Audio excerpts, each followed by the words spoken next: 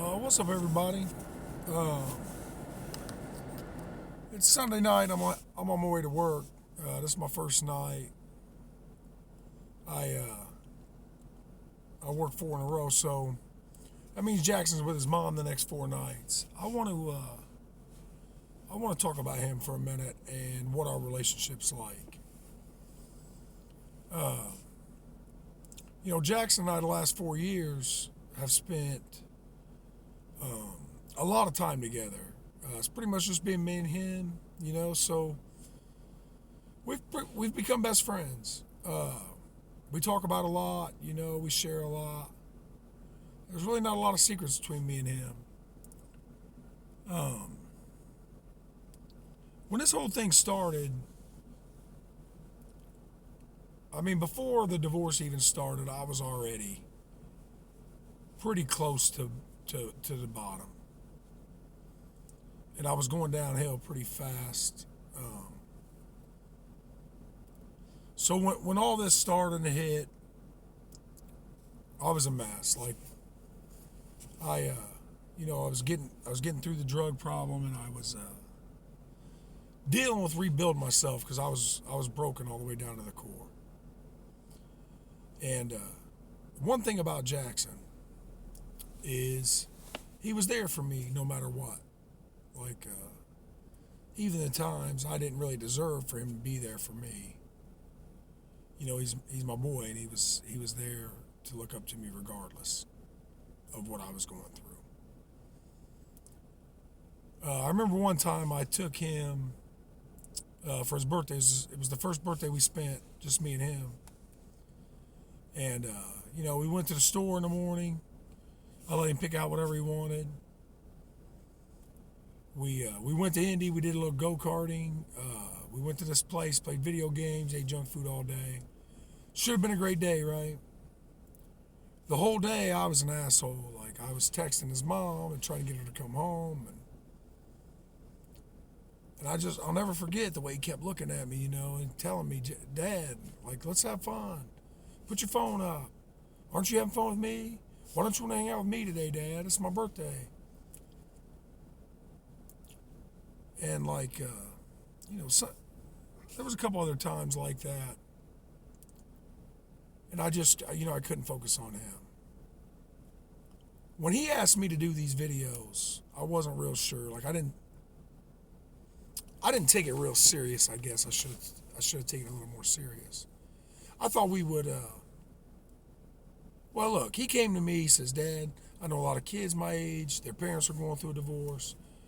They're going through a lot of things, and I think if we can show them that everything's okay with us now after all the bullshit we've been through, then maybe it'll help them. So, knowing Jackson, like he's got a big heart, and he always wants to help the people around him. He wants to boost them. That's what he does.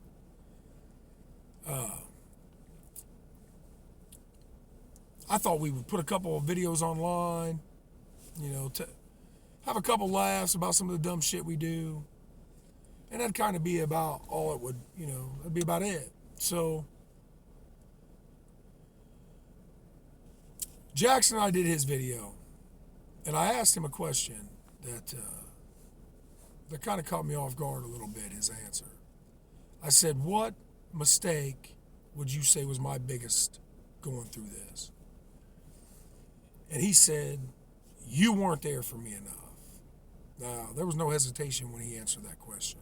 It's like he'd been waiting for it. And Jackson and I have talked a little bit this week, and it really got me thinking that I focused so hard on myself and rebuilding myself that I didn't think about some of the damages he took, and maybe he didn't get repaired. See, Jackson tries to talk to me about this stuff a lot. He wants to talk about, he wants to play these games like remember when, and what if this didn't happen, or what if that didn't happen. I don't like playing those games. It's, it takes me back to a part of my life that was really dark and pretty scary for me, and maybe even a little dangerous to go back to. So I always shut him down. I don't want to talk about this stuff, boy. we're looking to the future. You know, this is the past. Now, thinking the whole time that, you know, that part of my life was his whole life. And he don't want to let go of that. You know, just because I want to forget doesn't mean he wants to forget. So all the times I've shut him down and all the times I don't want to talk about the things maybe he needs to talk about, they kind of all caught up with me this week when he said that to me. And I know one thing, that life doesn't offer a second chance too many times. Now, I can think of a couple of times in the last few years I should have been dead. Once I was laying on the street waiting on an ambulance to come pick me up. And once my neighbor found me pretty much dead on my garage floor. I'm on my third chance. You know, my second one, I fucked it up pretty bad. And as I think about these things with Jackson,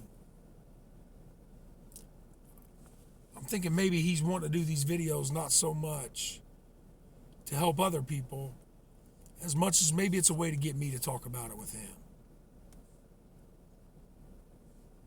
The more we talked about this, the more I started reaching back and looking at some of this time in our lives, and it's really hard for me to go back to it. But one thing about Jackson, like I mentioned, no matter what, he was there for me.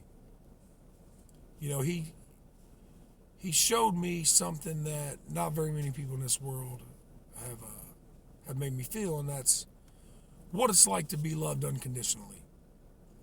Because no matter going through that, how big of an asshole I was, he was right there. Dad, I love you. Dad, we're going to be okay. You know, me and you, we're a team. We're going to make it through this. He always believed in me, even on the days I didn't believe in me, you know. I mean, that's kind of what boys do. They look up to their dads, you know, from the time they're real little. And I don't know if that ever goes away. I still look up to my dad. You know, he's still a hero of mine. I'm 38 years old.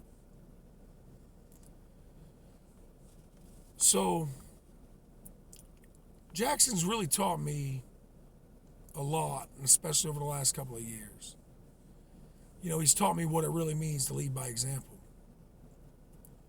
Because no matter what, he's right there to do what I'm doing. He wants to be like me.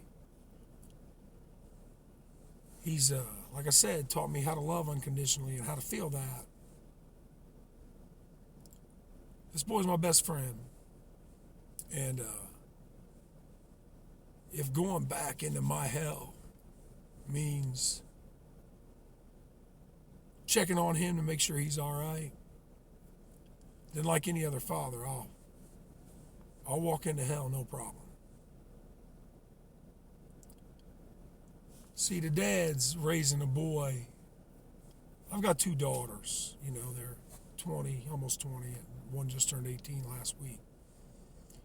But it's different with a boy. You know, the dad's raising a boy. You're raising somebody's, somebody else's dad. You're raising somebody's husband, somebody's friend, co-worker. You're raising a man, and one day he's going to have to face this world without you. Make sure he can do that. You know, make sure he knows how to control his emotions and, think before he talks. Teach him to be compassionate. Teach him to be humble. Teach him to be proud of himself, but not let pride get him in trouble, you know. Teach his boy to be a good man. That respect and loyalty and honesty mean everything. The world will thank you for that. To Jackson, you know I love you, boy. And you've shown me over the last couple of years that no matter what, you've got my back. I mean, fuck, we even got a fight together. Wasn't my fault. I did everything I could to avoid it. But even then, Jack's, He was right there. So I'm anxious to do this next video with him. We're going to talk a lot about what he meant by "I wasn't there," because that's really painful for for a parent to hear that. It don't cost any money to be there for your kid. It doesn't really even cost that much time. There's really no excuse for it, no matter what you're going through. I didn't think about Jackson was losing everything too, you know. So our next video, we're going to talk about that a lot, what he meant by that. And I want to give him a chance to express himself without me defending myself or, interrupting him, and really give him a chance to talk and see what he's got to say.